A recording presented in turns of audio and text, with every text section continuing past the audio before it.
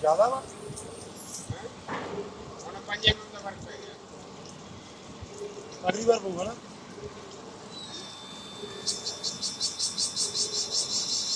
आने से लेके जाने तक के जितना भी कटाई हटाई का जो टाइम है सारा जो है यहाँ लोड हो जाता है। बस सही